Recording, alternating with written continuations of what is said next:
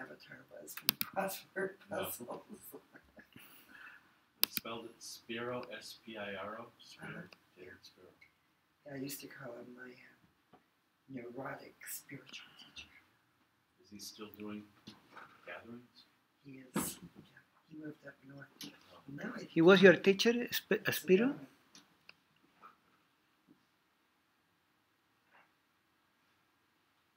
Okay. There it is. Okay, that's good. He's really emission.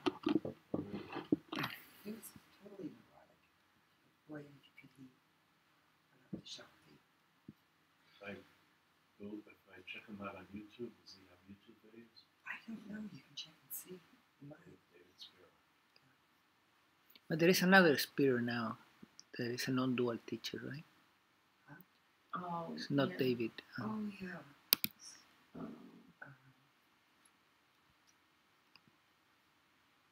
Okay. It looks like it's working.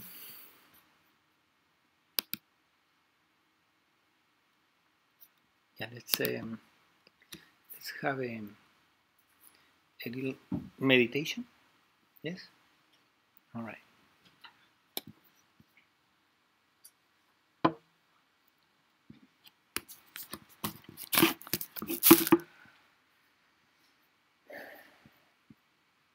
So let us close our eyes and take a moment to take a 3 deep breaths, and during the exhalation allow your whole body to relax. During the inhalation, make sure your diaphragm expands so that you massage the diaphragm, which is an important part of your body, right? So you bring the diaphragm down and then you fill up the upper part later. And exhale, relaxing. Allow your whole body to relax. Inhale again. And exhale, relaxing.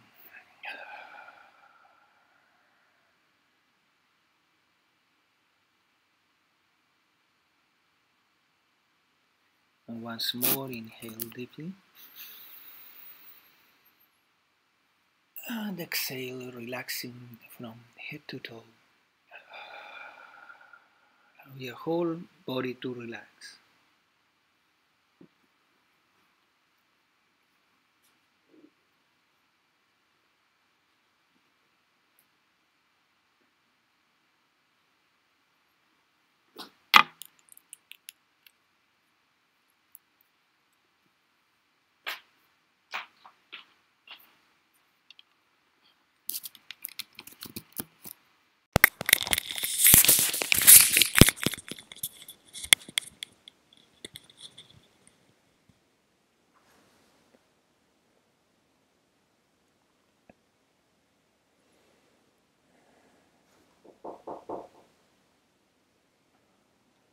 Come in.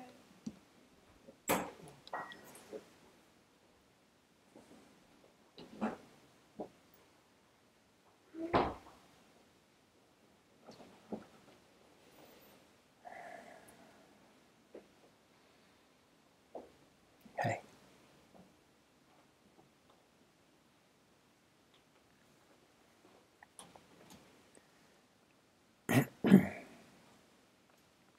So once more, let us have a deep breath, and during the exhalation, allow the whole body to relax from head to toe.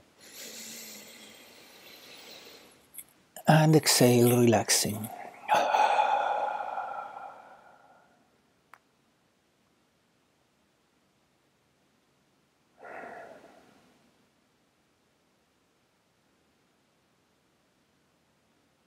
Now feel your feet and take a moment to imagine or consciously relax your feet.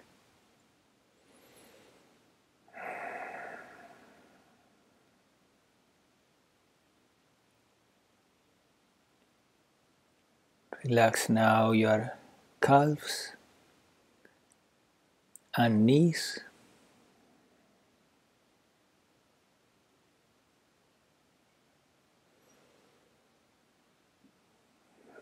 Consciously relax your thighs so that your whole legs are completely relaxed.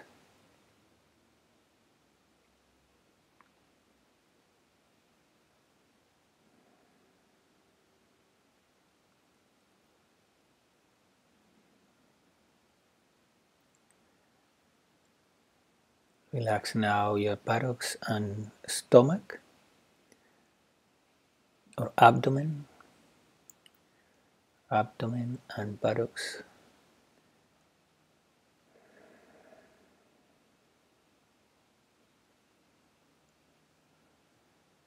Now relax your stomach and your lower back and middle back.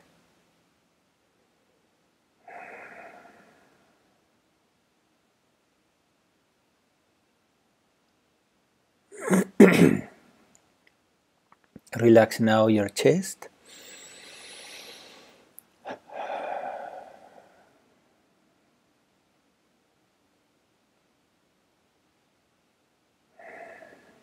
and take a moment to relax your shoulders and arms.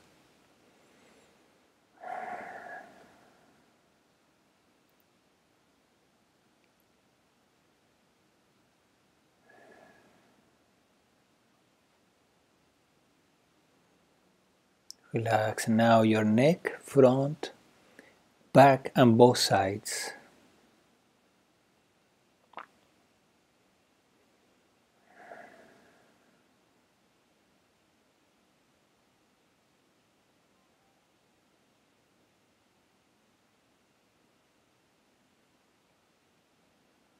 Now relax your jaw, mouth and cheeks and nose.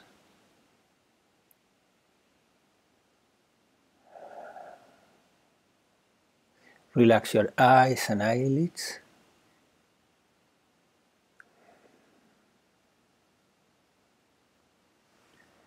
And take a moment also to relax your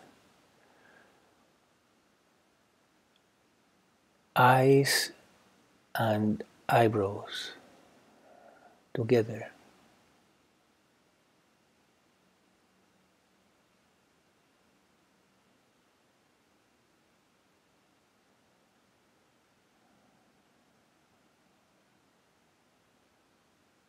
Relax now your forehead and your scalp.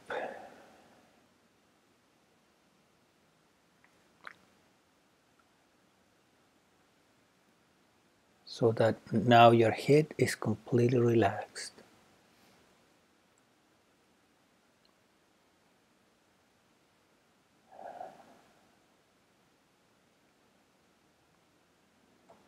Gently scan the body, and if you notice any tension, take a moment to release it.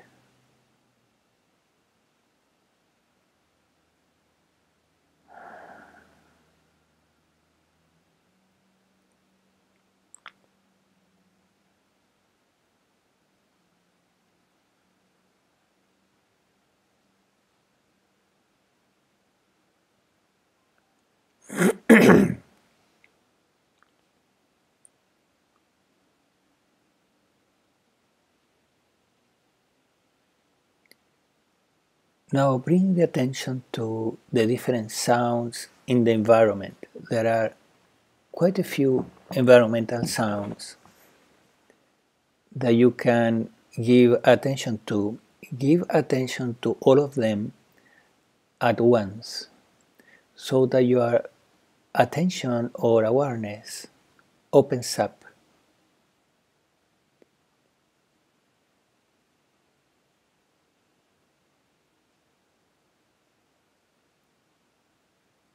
Giving preference to not any one of these sounds,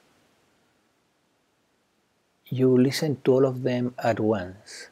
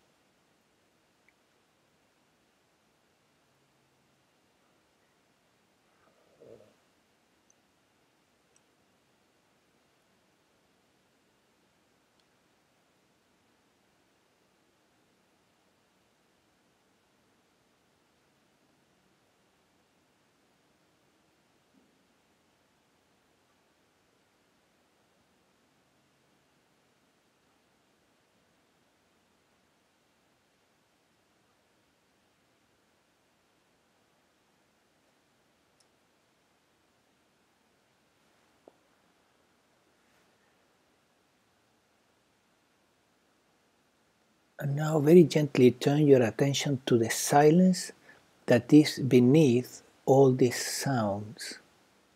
It's always there. The sounds arise in this silence. So transfer the attention to the silence that is beneath all sounds. It's always there.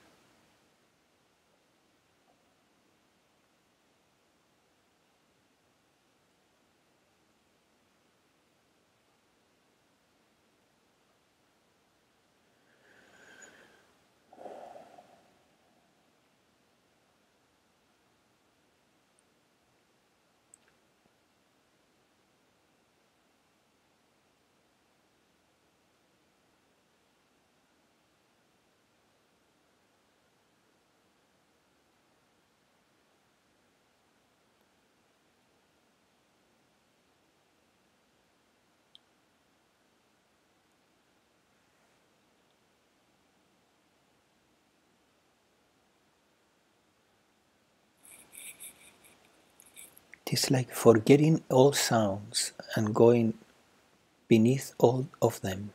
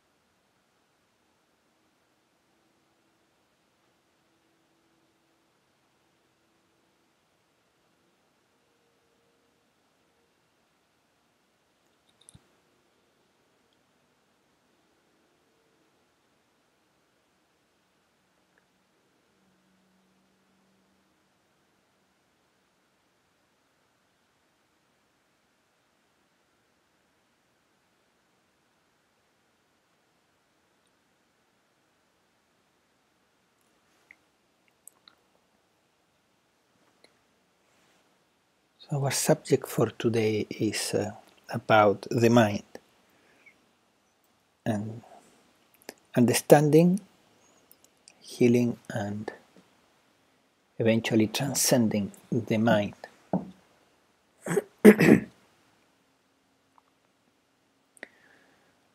Um,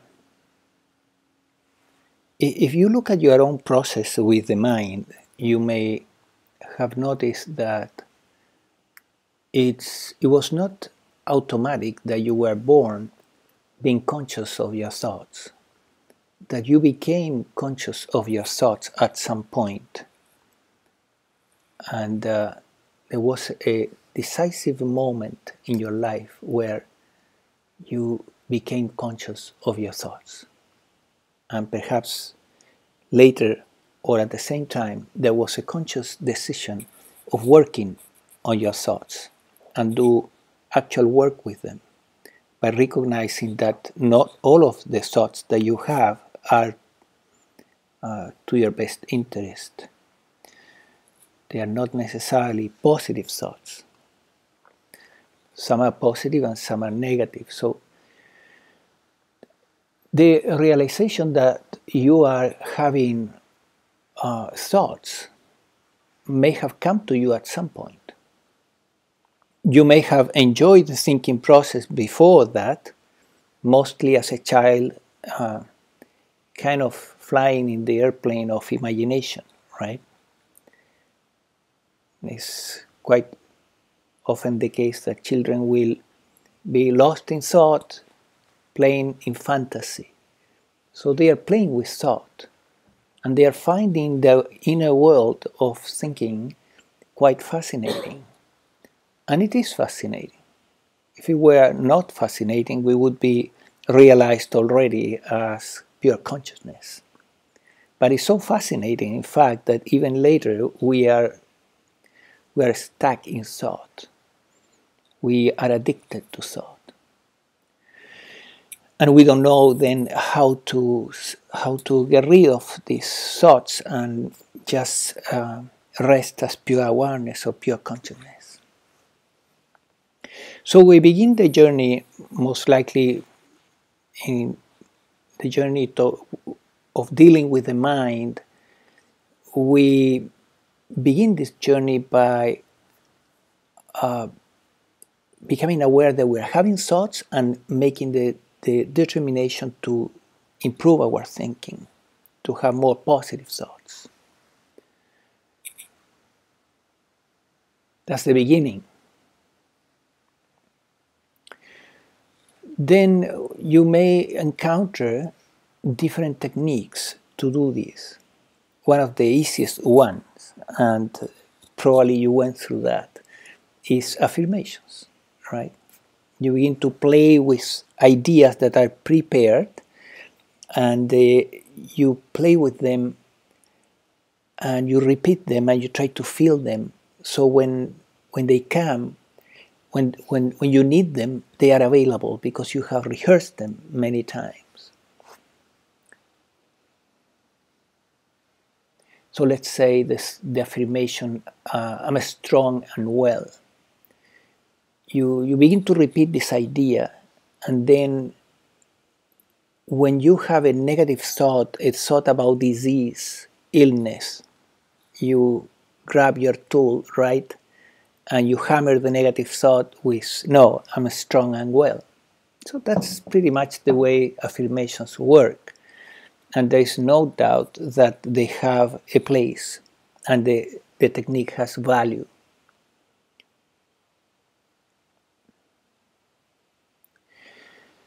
So later you may have, in one way or another,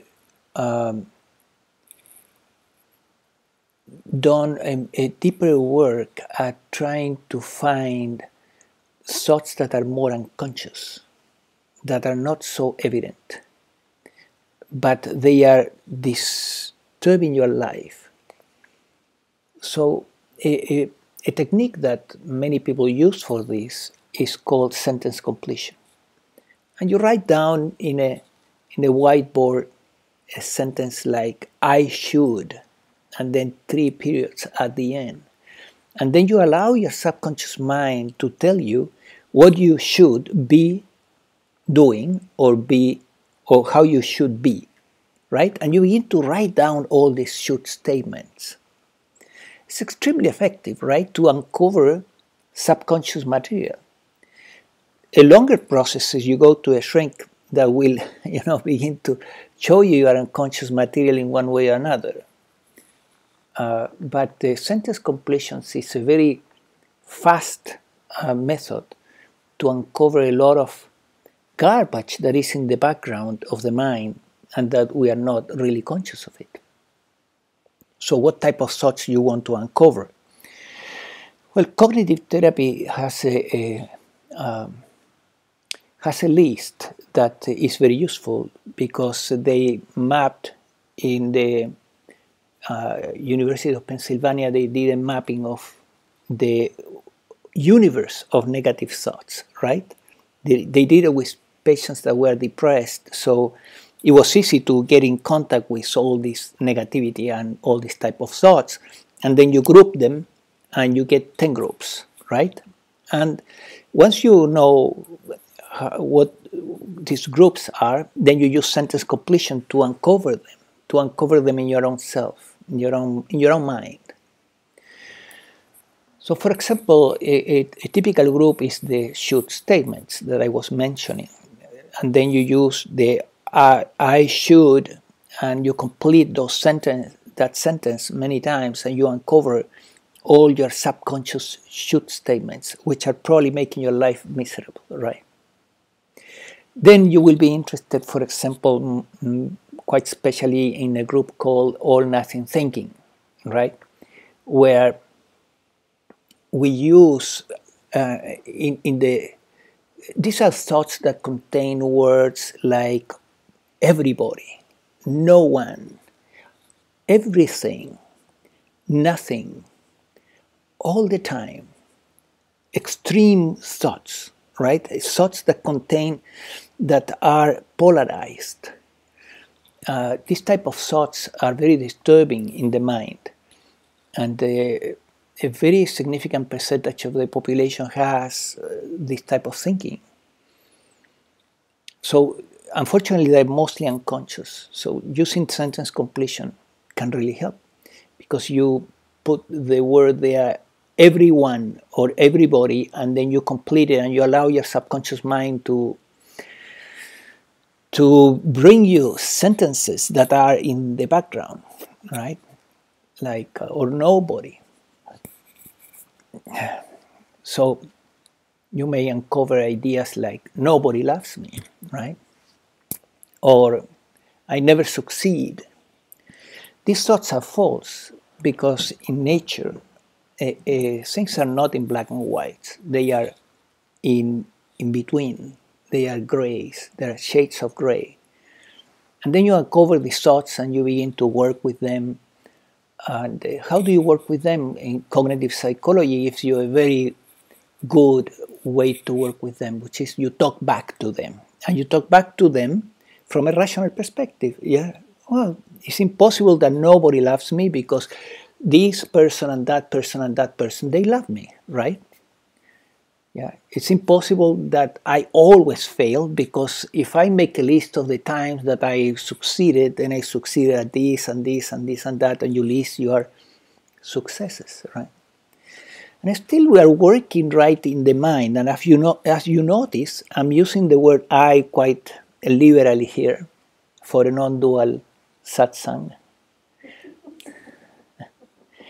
But the word I, it's kind of the core of the mind, right? It's at the center of the mind. So we are, the universe of our negative thoughts is mostly a universe of I statements in one way or another. I should, or I never, or I always. And then there are other groups, right? The what if statements. What if I? What if he or she? And then that thought comes in relation to me. So the universe of negative thoughts, if you look at it, you begin to see that it's all related to this I, yeah, and it's this I is really at the center of our negative thoughts. Then, once you do a certain serious amount of cleansing of your unconscious negative thoughts, with CBT, cognitive behavioral therapy, or with any other method, then you will likely begin to look into how you can silence this thing that is going on all the time here, because you may have noticed that it keeps going, right? It's not just coming and going. No, it keeps going. So naturally, you may become curious about how can I stop this machine. And then meditation will come and offer you a variety of techniques that will tell you, well, you do this technique and your mind will go quiet, right? And probably most of you here have tried to do that, and with different levels of success. Some people seem to have a natural ability to do this, other people don't. And they can go on for decades without success in meditation. And it's unfortunate because that in itself creates a lot of suffering. Other individuals, they have a natural ability to quiet the mind. They begin to get good results from the beginning, and they fall in love with meditation, and meditation really helps them. Obviously, because if you slow the mental process, the thinking process, you are less prone to negative thinking, and you are more into your true self, which is awareness, which is that which is looking at these thoughts, right?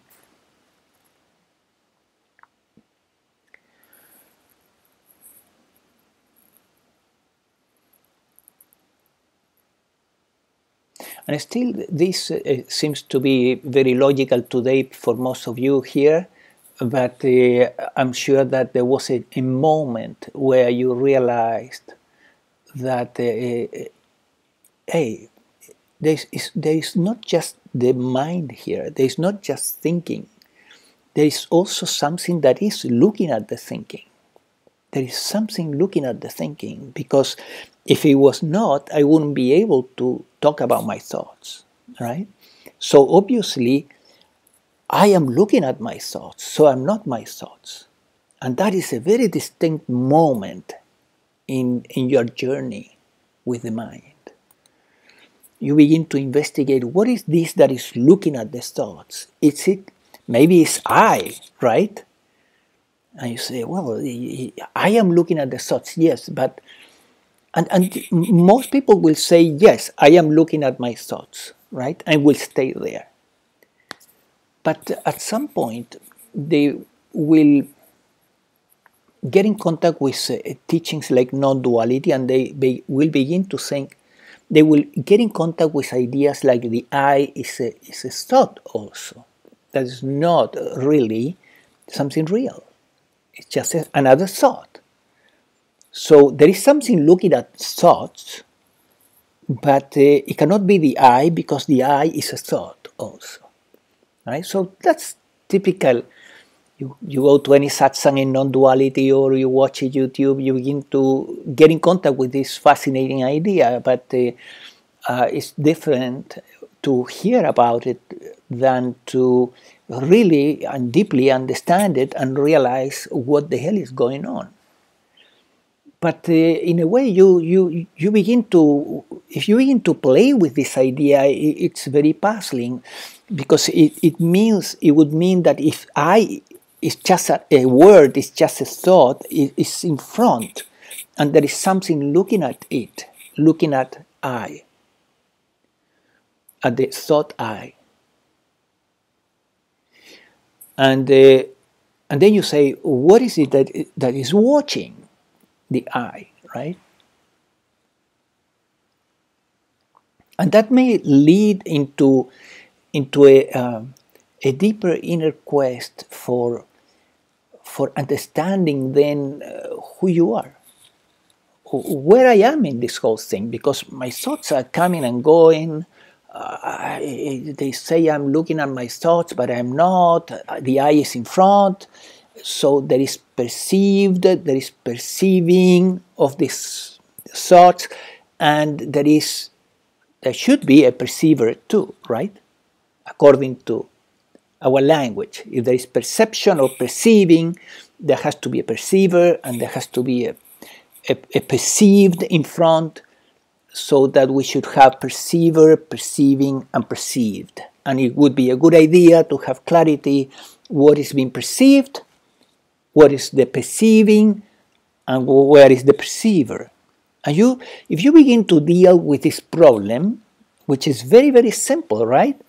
It's trying to understand in your own experience what is the perceived, what is the perceiving, and what is the perceiver. And if you try to solve this puzzle really, you will wake up. You will wake up to your true nature. Why you will wake up? Because to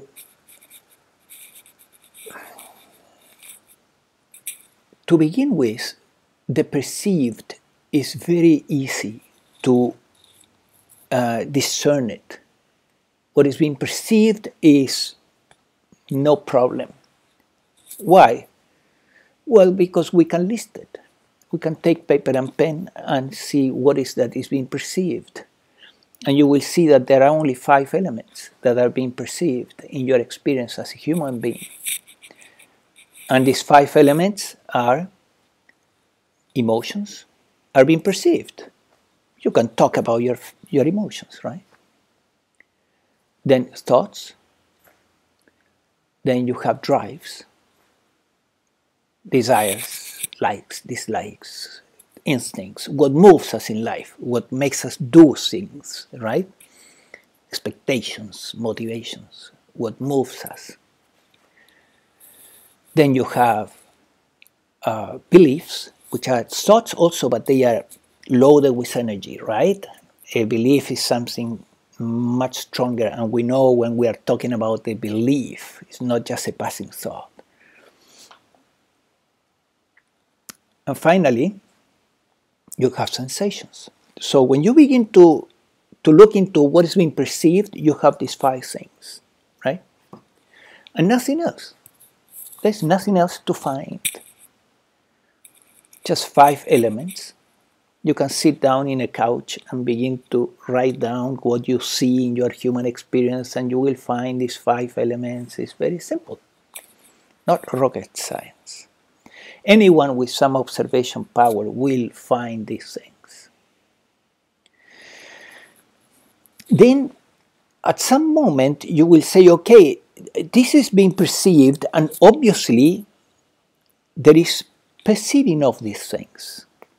There is perceiving or perception of these things, because otherwise I couldn't have written them down in a piece of paper. Impossible.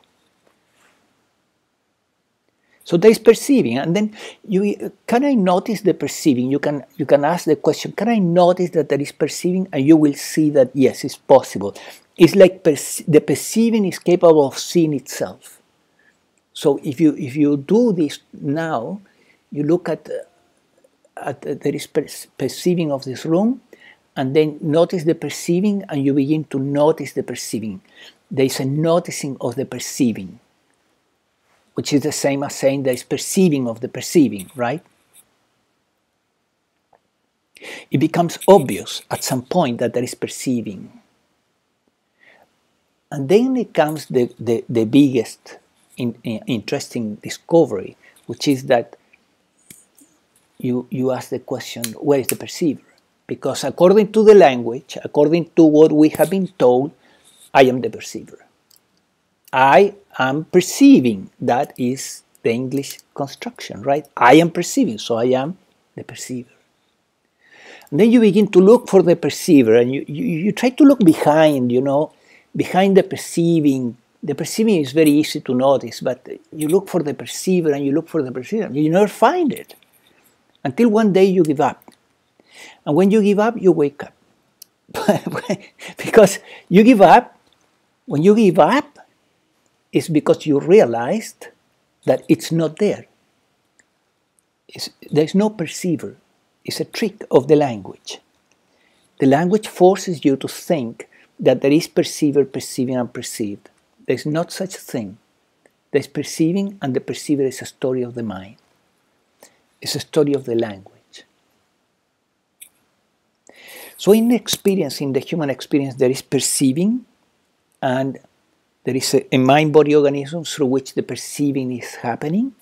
There's a lot of things that are perceived, and that perceiving is what we call awareness or consciousness. So the awareness or consciousness is more like a verb, more than a noun. It is perceiving that is happening right now, right? That's what it is. So in Christian scriptures, there is something about that God is a verb.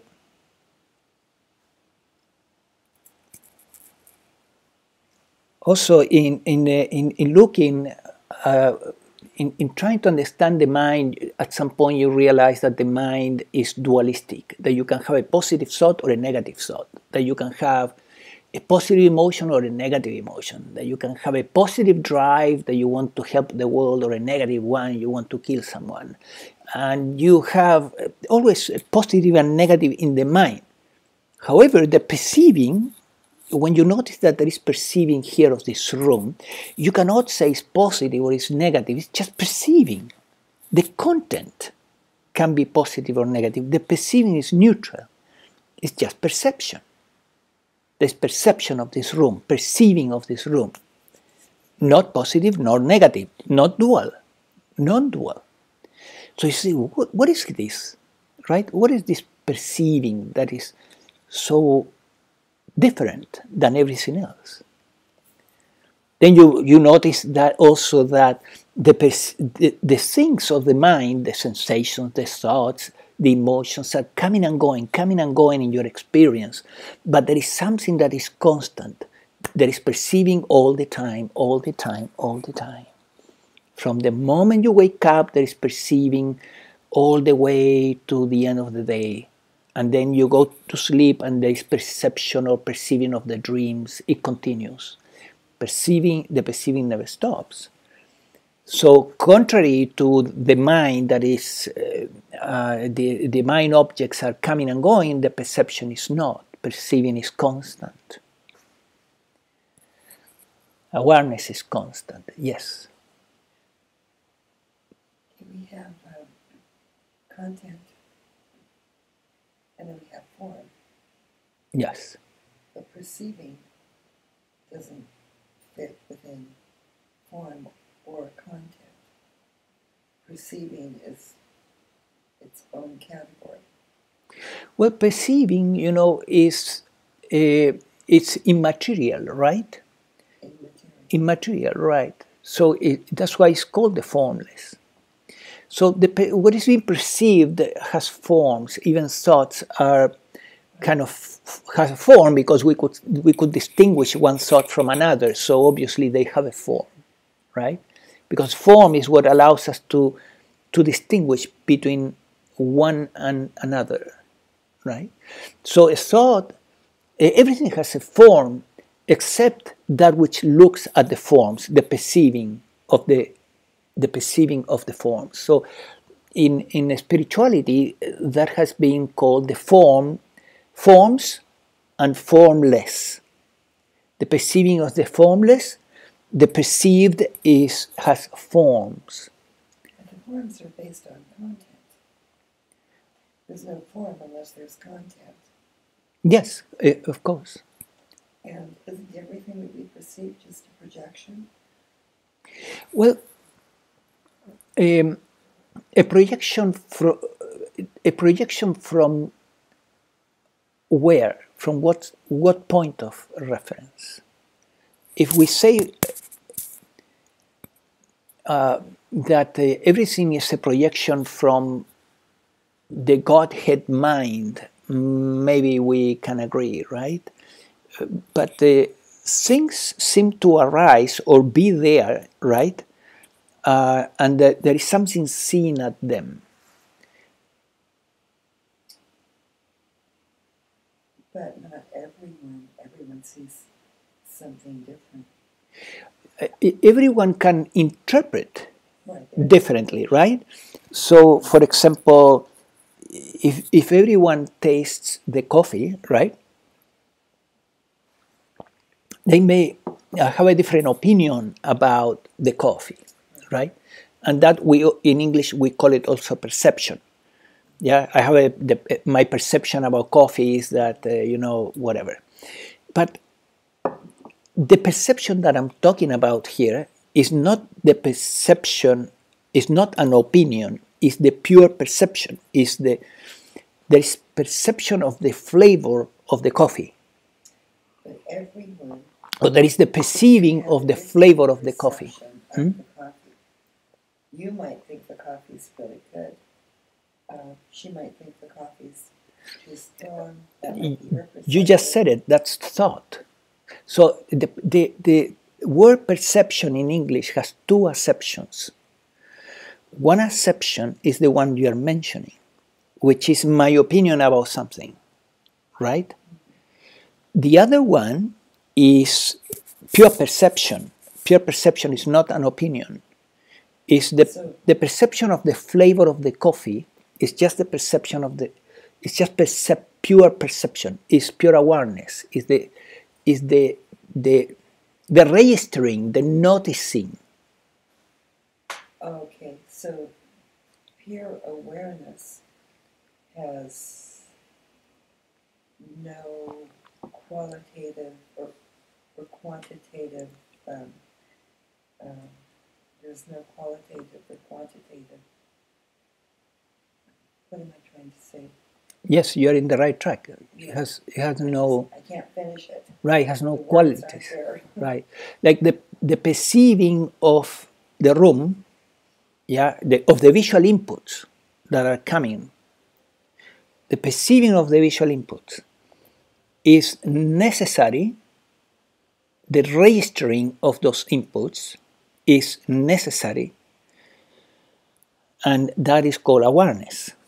Awareness of the visual inputs, right? Only things that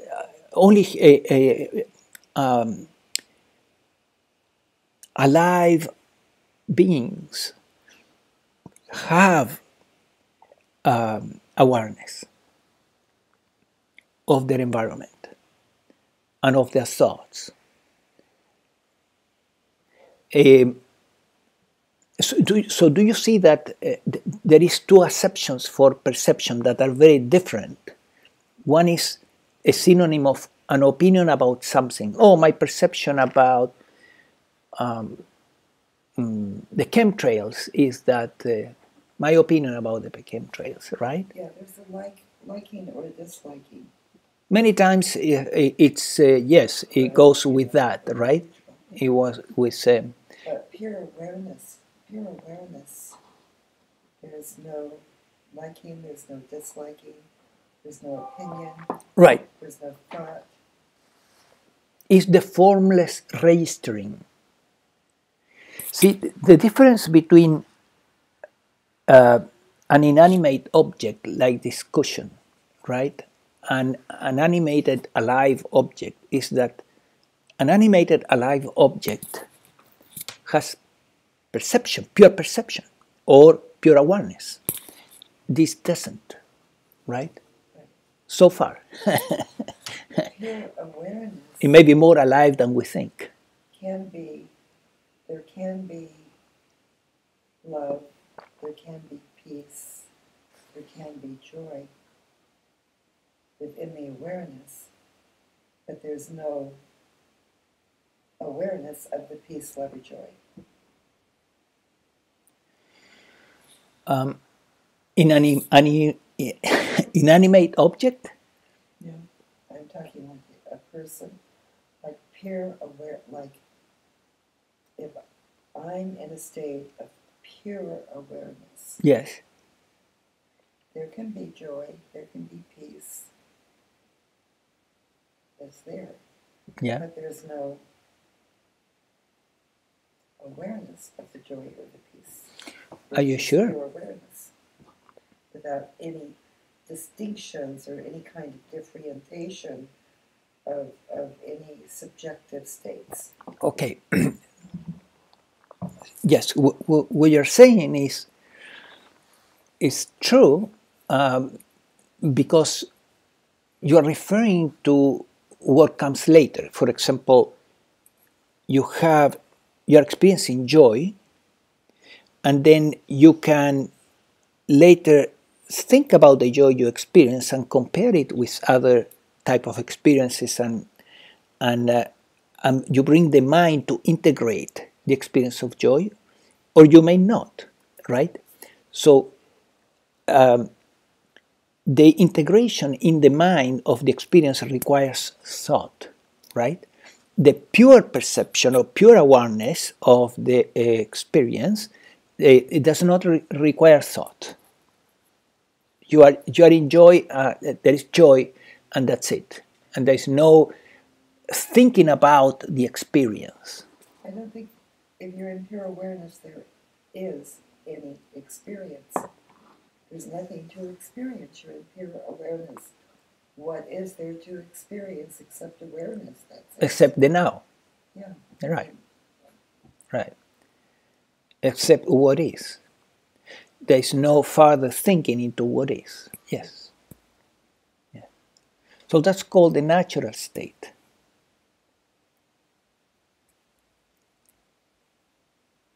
And we approach it by steps, right? We can have a glimpse of it, then we have another one, then we begin to have them more often, then we kind of learn how to get there. We use a pointer or something to get there. Then we spend a part of the day there. And one day we are always there, but or almost always, because the thinking process, it has also its place, right? If you have to work, if you have to do something, the mind will be useful. The mind is not entirely useless. The problem with the mind is that alternates between positive and negative thoughts. It's not possible to keep the mind always in positive. However, awakening, meaning the realization that you are pure awareness, or that the I is a story, brings about healing of the mind, meaning the mind begins to heal. And as it heals, then the moments that you spend lost in thoughts are not as terrifying as the moment that you were spending lost in thoughts. Make sense? Yes, so you're defining the mind as the thoughts. The thoughts comprise the mind. Yeah, you can. A wider definition is that the mind is the five mental objects, not just thought, right? Okay, the body, yeah. No, the five would be sensations, right? And then beliefs, and then drives, and then thoughts and emotions, right?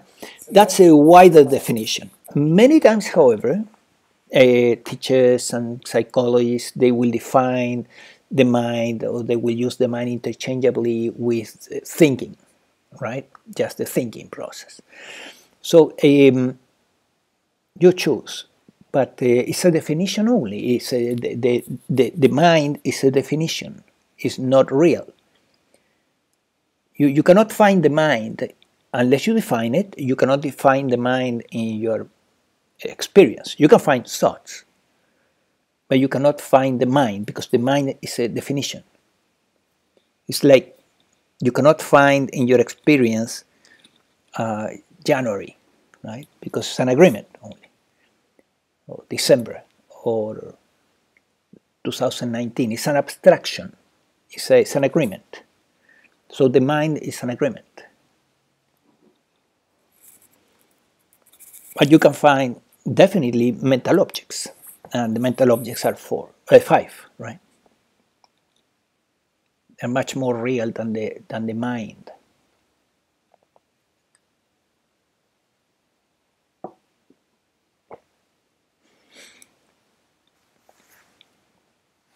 So where I want to go is to the fact that when we are lost in thought, even after awakening, if you spend times in the reveries of the mind, there are qualitative experiences also in this being lost in thought. Usually see, in non-duality, to be lost in thought is kind of demonized, right? That's exactly what you don't want to do. You want to be present. You want to be in the here and now. You want to be, call it whatever way you want, in pure awareness. You want to be in open, resting as open awareness. So, and then to be lost in thought is kind of demonized and said, no, that's a no, right? That's what you don't want. That's where you don't want to spend your life, lost in thought. But the reality is that even after awakening, you spend some time lost in thought for whatever reason, right? And until you have attained perhaps a state of liberation where you are no longer lost in thought whatsoever, could be. But you begin to see something that is very easy to notice, and is that when you're lost in thought, there are times that you are not unhappy. You're lost in thought, but you're not unhappy. You have thoughts that can be, for example, comforting, or thoughts that can be funny, thoughts that make you laugh, thoughts that are intuitive, thoughts that are a guidance. And then, yes, you are kind of lost in thought, in a reverie of the mind and so on. But there are moments where you're lost in thought, but there is no suffering. You can be even blissful, right? And there are moments when you are lost in thought, and that's not the case. You are worrying, you are tense, the body is reflecting a quality of thinking that is low vibe, and is creating fear in the body. So you begin to see that being lost in thought, there are different kinds of experiences in thought, being lost in thought. And then you may begin to wonder, what is determining this? What is determining that you have a good experience when you are lost in thought, like seeing a good movie, right? An interesting movie, a funny movie, or you're having a very painful experience. And you may ask the question, what is determining this? Why sometimes I have a good time lost in my mind and having fun with my thoughts, and sometimes it's painful? And then you will likely find the answer in that the contents of your mind, the contents that is arising in your mind, is to a great degree programming, is programs from the past, and mostly from the past, right? And then these thoughts that are arising, they can be healthy or they can be unhealthy. And when you encounter unhealthy thoughts, you have a choice now. You can get rid of them. You can solve them. You can heal them. And then you begin to heal the mind. So being lost in thought, in a way, is what gives you the opportunity to encounter negative ideas that are creating negative emotions and surrender them. Let them go, right? So it's not entirely negative to be lost in thought. Sometimes you are lost in thought and you discover something very valuable that you need to do some internal work to release it from your mind-body organism so that it will not arise anymore. And as you keep doing this process over and over and over, then what happens is that when you spend time in your mind, lost in the movies of the mind, there is no more negative content. The negative content, at least the most painful one, the most annoying one, has been healed. And then even when you are in the movie of the mind, lost in thought, as it's called, you're not having a really bad time.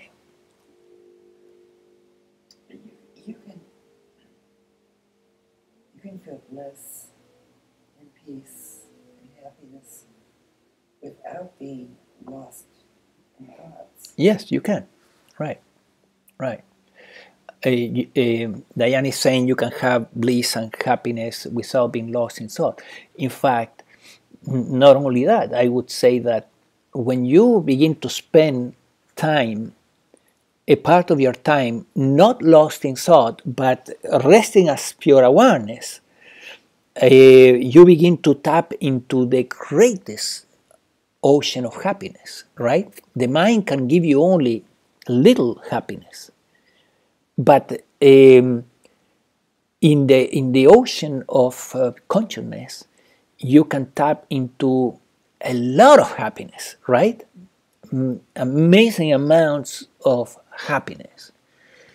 So obviously, we want to spend more and more time in awareness and less time lost in thought, because that's where happiness is really available. And not only that, the more you spend time as awareness, resting as awareness, the more your mind heals also. There is a healing element, and not only your mind, also your body. Your body relaxes, your vagus nerve that feeds so many organs from the brain all the way. All the organs are fed by this particular vagus nerve, and when you spend time as awareness, the vagus nerve comes down, and then we have the body gets healthier. That has been my experience. So spending time as awareness heals body and mind. Your brain becomes more quiet, and then when you spend time lost in thought, it's not so abrasive. The mind is not so abrasive.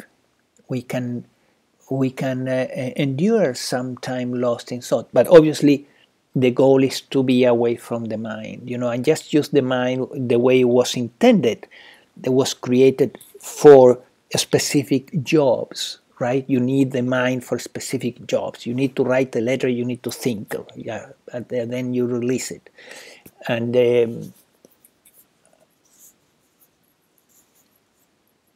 even the thinking that springs from silence is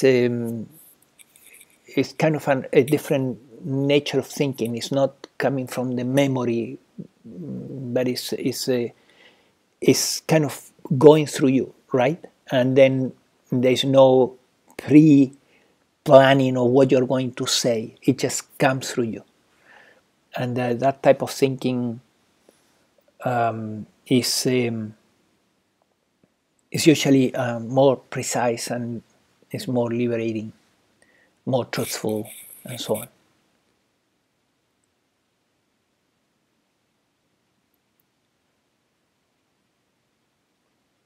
Yes. Well, when I hear you say that, and you say the goal is to spend as much time in awareness as possible, Mm-hmm. I feel that in ratio for the human experience, that's true, because we need to spend way more time in awareness to filter out and have the differentiation. However, it seems that there's a reason we have a mind, True. right? And so for the computer part of it, which is really useful, Mm-hmm. and I just imagine that there's a reason formlessness incarnated as form, and in each of our unique vessels, Mm-hmm. like kind of each of our unique instruments. And so like when you rest in awareness more and more, the uniqueness of the particular mind can then serve consciousness Yes. in a specific way. Yes. So the Yeah. question of who am I becomes, it like evolves as you're able to rest in the awareness more. So the overall intention isn't to rest to detach from the mind and rest in awareness as much as possible, it seems like it's enough to the point where it becomes a union. Becomes a, yes. yeah. Yes. Yeah, you're right. And I like the way you said it. It is the question of who am I is the answer to that question is evolving. Yeah, it's not. You can't find a point of arrival where okay, here it is, right, and that's it. Mm-hmm. So when we say that I am awareness, right? When you say I am awareness, actually to say it more precisely would be awareness is much more what I am than the mind, right? Awareness is much more what I am than the thought of me and I and my personality. So in that way you would leave a space for, okay, but still I can discover more of what I am really. There's more behind, right? And then the time comes where you say, oh, okay, so formless and form are dancing and they are just one, right? And then you have a realization of the self or the oneness, and then suddenly you conclude, or you have a further realization into that question, who am I? And you conclude, oh, okay, so I am everything. No? The first one is I am nothing. The formless is I am no thing. Then the next one is I am everything. And that's the oneness experience. Then it comes the realization when I am nothing and I am everything. Both, right? And eventually it comes the realization that, well, this I, what if I remove it, right? What if I take it away? Just take it away. Let me drop it. So that there is nothing, there is everything, there is oneness, there is all these things, there is pure awareness, but there is no I. Actually, there is no I, right? So you could have, the divine is not bound by the thought of I, right? So eventually you could say the divine is, and it doesn't need to call itself I. Make sense? So all this, as you say, the answer to the question I am, what am I, is evolving, right? And I would say that possibly the ultimate, if we could call, if we talk about an ultimate, is this absolute where there is no consciousness, no thought of I whatsoever.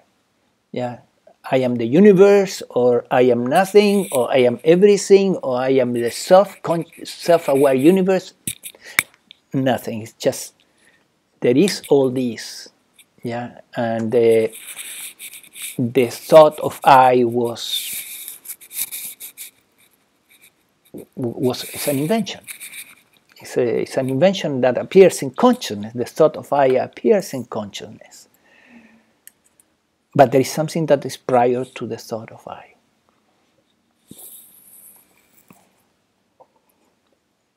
The other day I was listening to a teacher that he says, about this, he says, in the West we really value very much the realization I am awareness, or I am consciousness. It's like we want to hold on to the I still, right? But actually the I is not there. It's a story. So you can get rid of it from the beginning. In fact, you can say, okay, what is in here in the human experience? You say, well, there is a mind-body organism, through which awareness is looking through. That's all there is. Through which there is perceiving of the environment. Where is the I? Nowhere. There is just awareness looking through. Am I awareness? Is irrelevant. The word I is a story. So there is awareness here. Is much more accurate than saying I am awareness. Right?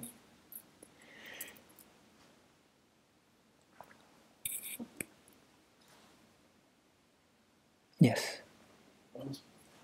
Once you start using the word I, the implication is that there's a separation. Exactly. And so, the truth Unless you use the word I in a more expanded way, like when you say, I am the universe, right? So at least you're recognizing the oneness among everything that is in the universe, and you say, I am that. And that's a distinct realization. But actually, you don't need the word I, not even for that. Well, the word I implies that there's separation. And my understanding of my Yes, because there could be other universes, right? So if you say, I am the universe, then you will end up saying, I am this universe. But my neighbor is something else. My neighbor universe. But if you use the word I, then you're using separation, and Yes. there's no separation to begin with. Right. From the beginning, there is no separation. There's no separation.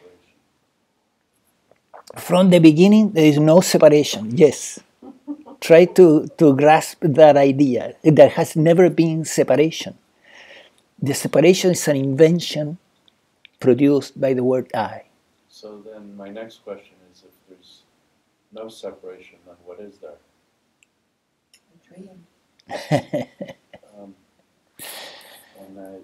Instead of trying to give you an answer, can you sense it? Can I sense it? Yes. It's divinity. Yes. Okay. That You're giving it a better word now, but give it no word. give it no word. Right.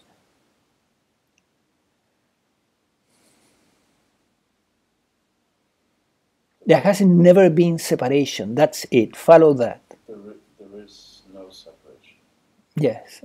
It has never been, there isn't, never will be. So if there's no separation, then there's only, A good pointer is there is just this, right? there is, it is what it is. It is what it is, right? You are getting it there, right? Yeah. Yes.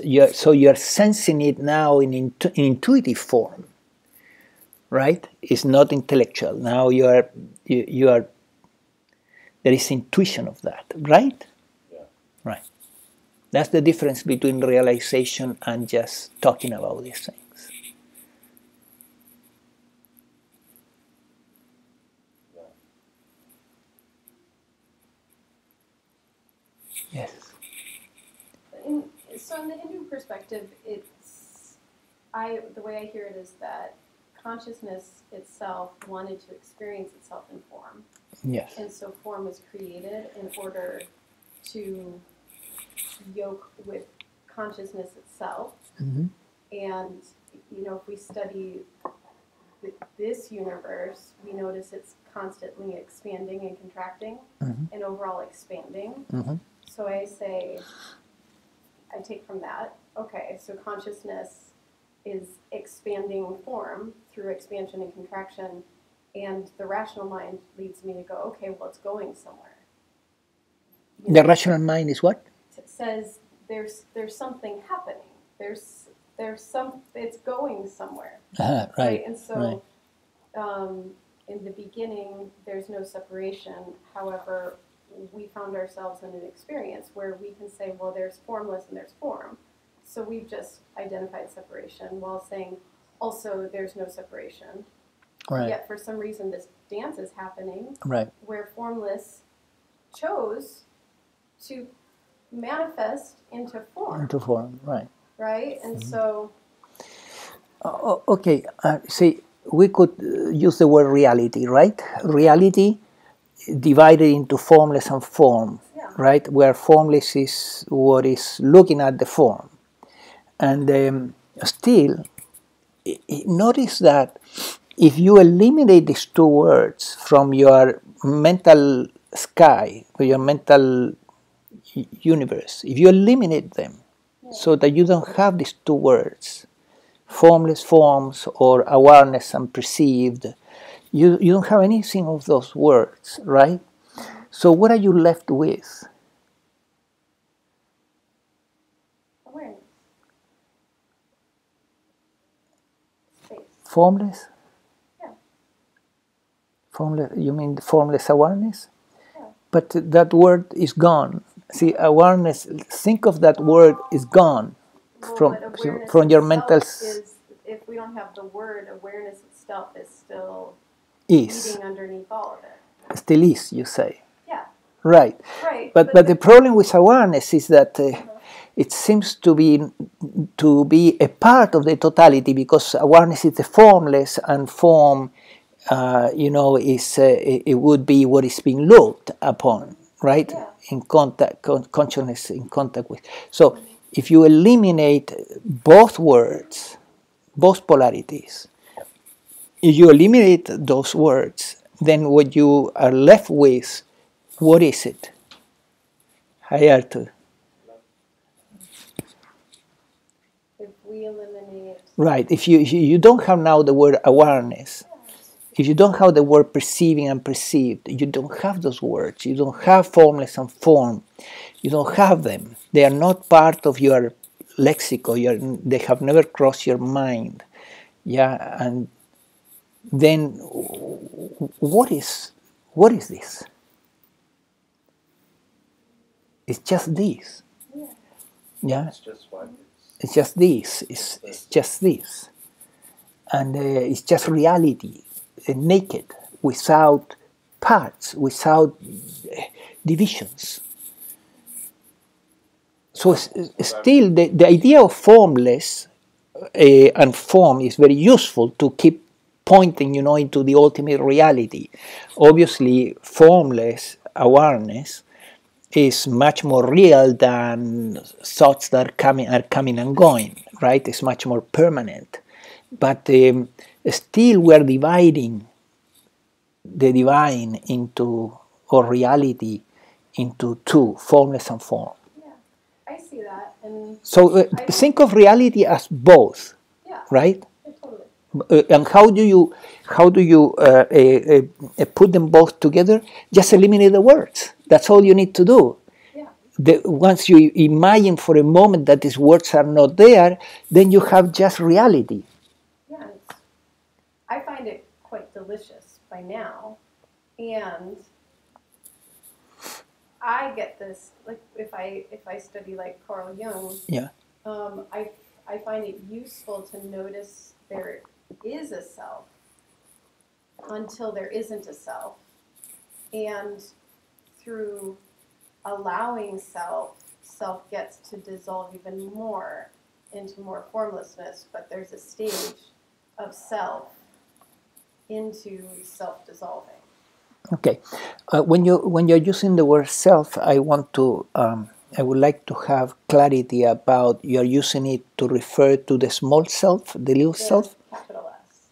Because if you're talking about the capital S, then usually what is understood by the word self is reality itself. So it's a synonym of reality, right? Where you don't have any more thoughts or ideas breaking down this reality into parts. However, this is my understanding, and maybe I misunderstand it, that so the small self would be the one that's identifying, Yes. and then the big self, however, is distinct from the whole while it's in full service of the whole, because my mechanism is more suited for certain things. Like consciousness pours through me differently than it does through you and each of you. And so there is a self that is of service to the whole as opposed to fighting the whole. That has come out of identification yet isn't dissolved back. Right. into the whole. Well, And that's I think what I that call the capital S. right. I think that we are dealing again with definitions, right? Yeah.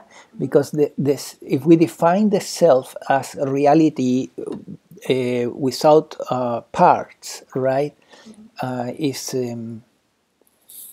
formless and form together, or just one thing, right? And no parts, then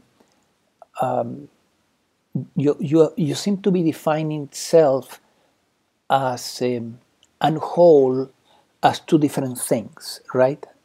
Whole on one part. Yeah, so like if we look at it in nature, so like fire is fire and water is water. But fire is not removed from consciousness.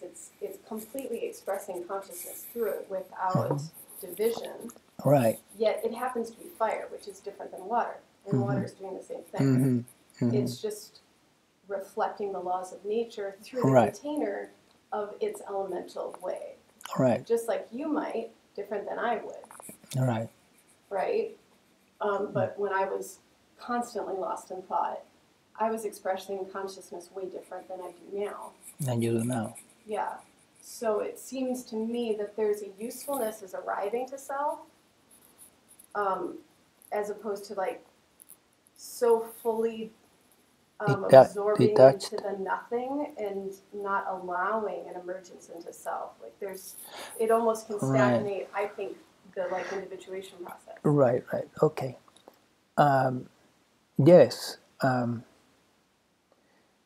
The uniqueness of the persona, of the personality is what you're talking about, and then consciousness being able to manifest differently through each one of us, of the personas, right? Yeah, like well, your form versus And the form.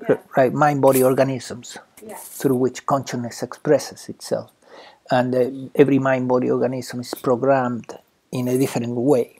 It's like a computer or a robot that is programmed in different ways. So, yes, obviously some type of mind-body organism are definitely more skillful at doing certain things and better instruments for certain things than others.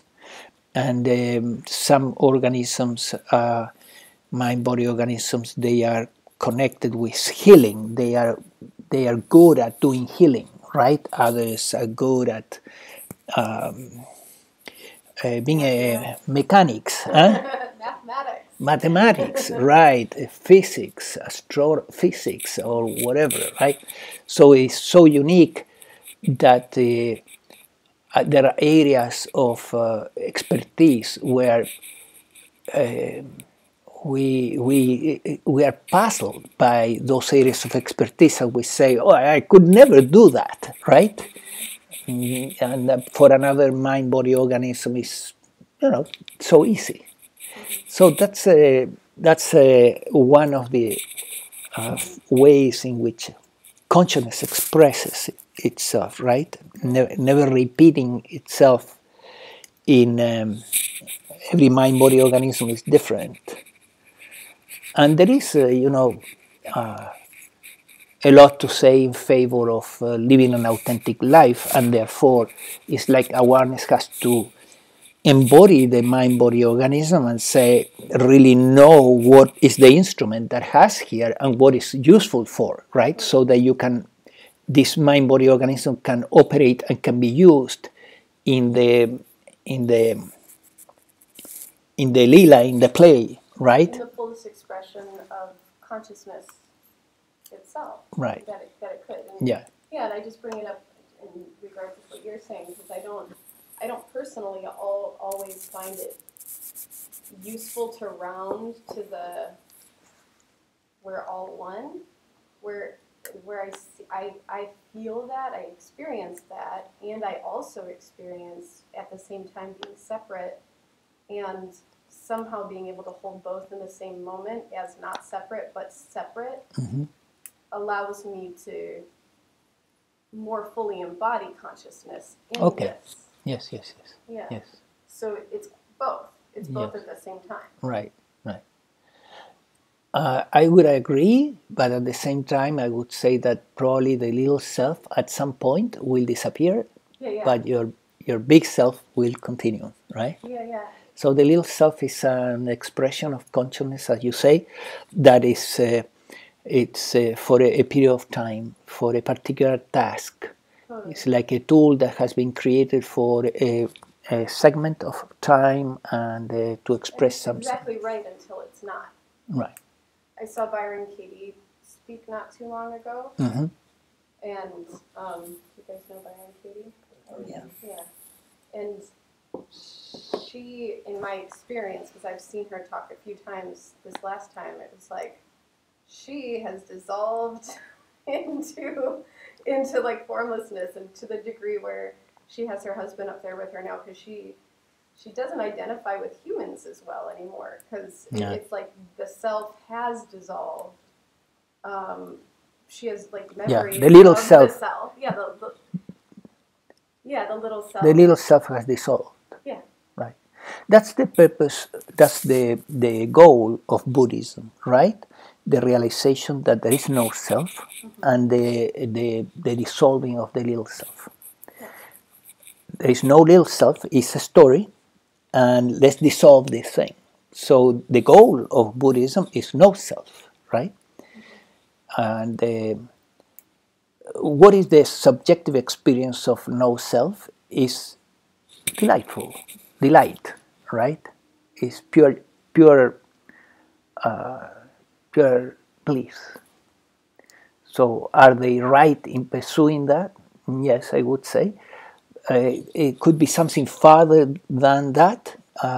Yes, I would say yes.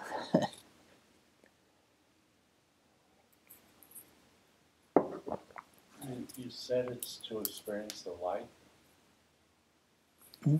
You said what the Buddhists are doing is to experience the light. No, the Buddhists are aiming at realizing and realizing that there is no self, little self, that is a story in the mind, and then dissolving the self. That's the goal. So the subjective experience of that is called the nothingness, right? The no thing. What have you become? The no thing. The emptiness. The emptiness that you feel when, if you just begin to, you just do something very, very simple, like, for example, affirming and following the pointer, there is no one here, there is no one here, there is no one here, and following that pointer, you will have a glimpse of a feeling of spaciousness and emptiness inside you. A feeling of emptiness, which is not an uncomfortable feeling of emptiness. It's delightful, in fact. It's very freeing.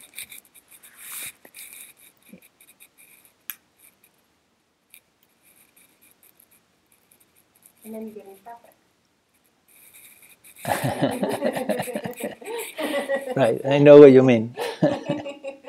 Then you say, I am stuck in this traffic, and the emptiness is gone, right? And now I pay my mortgage. Mm-hmm. I mean, consciousness itself pays right. Stacy's mortgage. And still, if you have dissolved if I won't say you have dissolved the little self. If the little self has dissolved enough, most of those experiences will not touch you, right?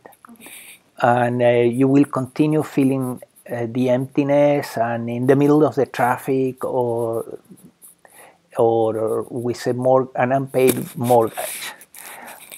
So it comes the time that depends on the phase that you are going through. When you are having, because in this regard, I would say that the Zen teachers, they have explained it in the best way. They talk about states of Kensho, Satori, and enlightenment, right? So the Kensho, the Satori, and the enlightenment, these three things, subjectively, they are the same experience.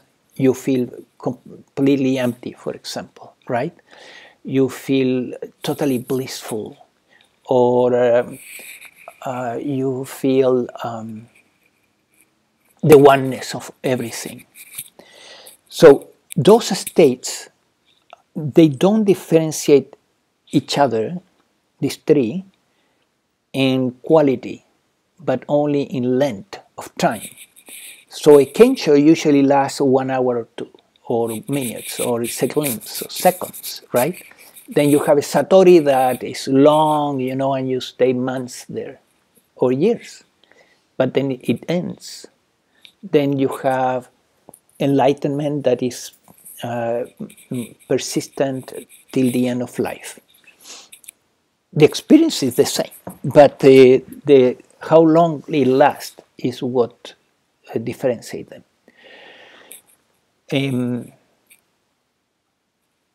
So if you have the realization of the nothingness and there is no self, and then suddenly you go into the traffic and the traffic jam pulls you out of that, you don't need to worry about it or blame yourself or anything like that. You say, okay, it was a kensho, great. Another one will come, because they come by themselves, right? You don't need to push them. They come. So you know that as long as you are having kenshos or satoris coming your way, eventually enlightenment will happen by itself.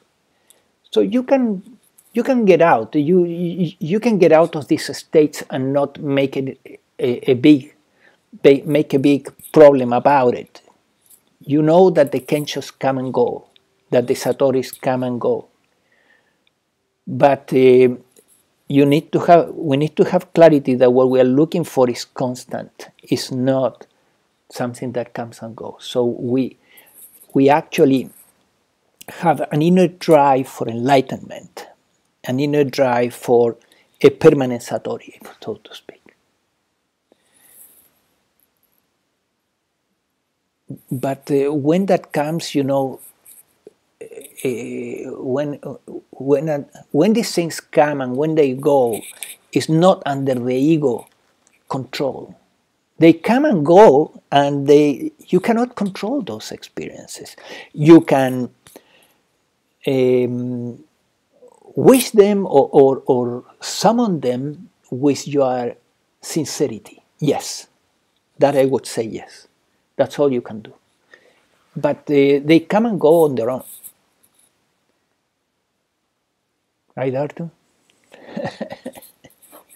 Absolutely.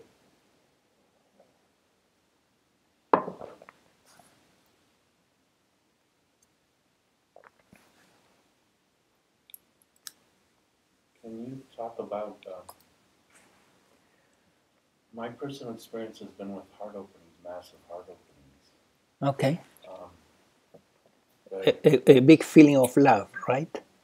Yeah, but it moved me into a space of, I don't know if I call it divinity, but I call it, I moved to a place of no separation. Yeah, good. So, but I don't know how other people experience it, but that's how I experience it. Good. Like you were experiencing a moment ago, right? Well, yeah. Yeah. Okay. So, I'm always curious how other people experience it. It's one way, and it's very similar. I don't right? know. Likely very similar. Yeah. The experience of oneness or no separation. It's kind of universal in a way, because when you look at the different mystics and sages through time that has described this experience and others, they describe pretty much the same. I mean, they call it bhakti yoga. Oh, well, you can arrive there, to oneness through bhakti or through jnana, right? Through Advaita or non-duality. Or you can arrive there through bhakti. So it looks like you have been arriving there through bhakti, through the experience of love, feeling love for the divine, feeling love for everything, and suddenly this love turns into a oneness experience, right? Yeah. Right. So you can get there in that way. You can also get there through jnana, which is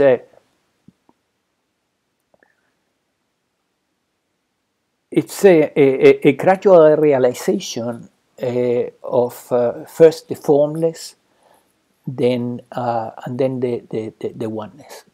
First, there is a realization of the formless, and then that experience is sustained, the nothingness for periods of time, and suddenly you are surprised by the oneness, right?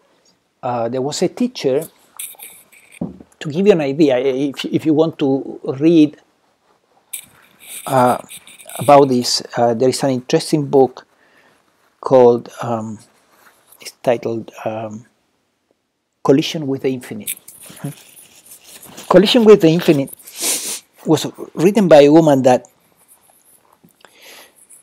she was a meditator. She was not into the bhakti, but she was meditating a lot for many years.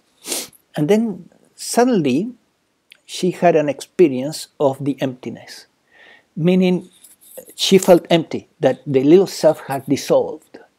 But she didn't know, she didn't have any reference or frame of reference in her mind to understand what had happened to her. So she panicked. And she began going to, did you read that book? No. I just know the feeling. Yeah, but you imagine what's happening, right? So she went to psychiatrists, she went to doctors, she tried drugs, she was diagnosed, and there are different disorders, but nothing worked. Herself was not returning, she was not there, and she was married at that time, and she used to tell her husband, what are you talking about? There's no one here. Yeah, she was herself suddenly dissolved. So she went through, and this was an American lady that was living in Europe at that time when this happened. Eventually she divorced and came back to the United States. If I remember correctly, she came back to California. And from this experience that she couldn't understand, and she went to so many professionals to get help, but nobody was able to help her. Eventually, she read a little book about Zen that described the experience, and she said, "Oh my God, yes, now everything makes sense, right?" So she discovered, an explanation for her mind of what had happened to her. And then in the very same paragraph, it was saying, and this experience of the emptiness, no self, eventually, no little self, eventually comes naturally the experience of everything. Yeah. From nothingness to allness. So she just read this, and one day she was driving. I think she was driving towards the northern part in California, and the way she described her experience was that suddenly she realized that she was driving through herself, right? So her experience of emptiness had turned it into oneness and everything. That's why I tell you that you can arrive there to oneness through jnana or through bhakti, and both will lead there. Was she the one? I read a very similar book many years ago. Was she the woman that at the end of her life they found out she had a brain tumor? Yes, at the end of the book there is this confusing element, right? Right, yeah. I'll tell you my opinion about that part. What's the name of this book? It's Collision with the Infinite. See, at the end of the book, there is a note. And the note was not written for her, by her. It was written by a friend of her who happened to be a psychologist or a psychiatrist or somebody like that. And in this note, this person says that at the end of her life she had a tumor, and that she called him and to her deathbed and told him that the little self has come back, right? And well, you can have two interpretations, and that therefore it's even worse. That therefore the little self is real, right? I would say there are two interpretations. This guy might have been more from the dark side, and they wanted to poo-poo that book, which they do. The other possibility is this guy was stuck in his professional frame of thinking and believing, and therefore he interpreted her words in that particular way, and then he wrote that statement at the end of the book. But I don't think that his statement has much value at all, because it is from a third party, it's not from her experience, right? And then you are dealing with the interpretations of somebody else with their own frame of mind and their own ideas and their own beliefs. So I would discard that part of the book. Is irrelevant. I would just discard it.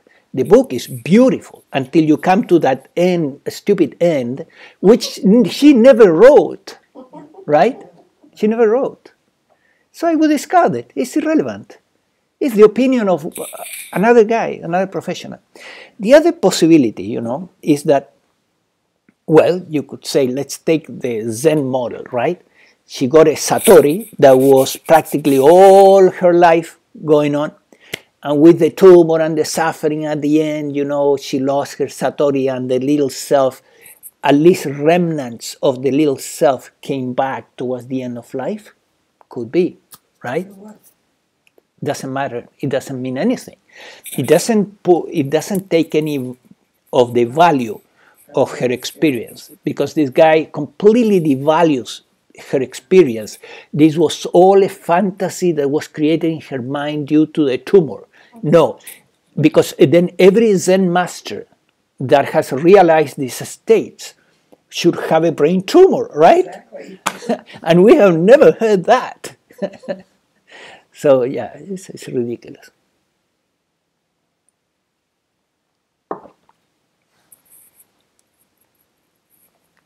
It's so devaluing, his comment at the end of the book, that I almost think, that it could be some interference from, yes, from the dark side.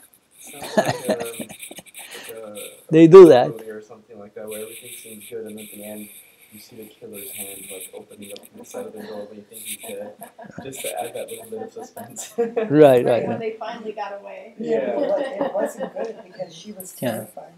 She lived for years with anxiety and fear because she didn't know what had happened. Right. It wasn't until she read, that little paragraph where she heard about the Zen experience that she realized, oh my God, this is what happened to me. Right. Before that, she had tremendous anxiety for years because she didn't know. Yes, and I would say there was probably a part of her that was like her part of her that was still confused. There was confusion there. What the hell happened, right?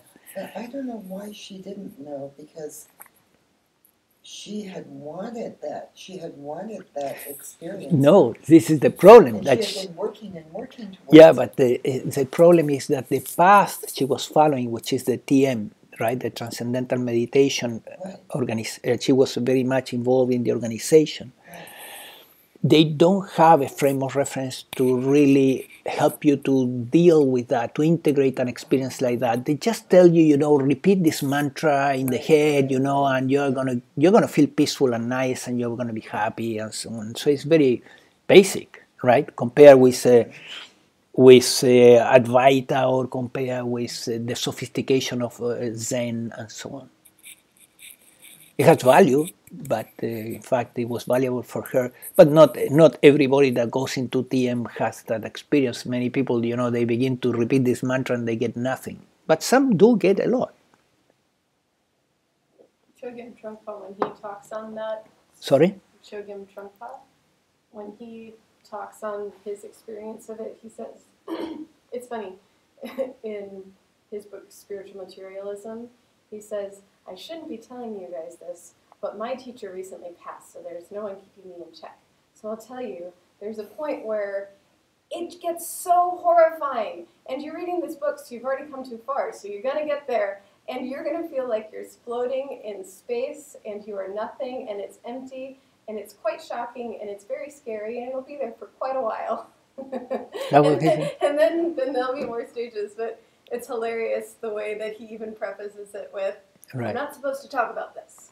Mm-hmm. Right. Had she read that, she might feel some comfort in the horror. Mm-hmm.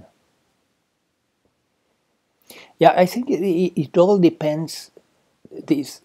Spiritual experience can be horrifying or it can be beautiful to a great degree if you have a frame of reference in your belief system that can receive the gift without panicking, right?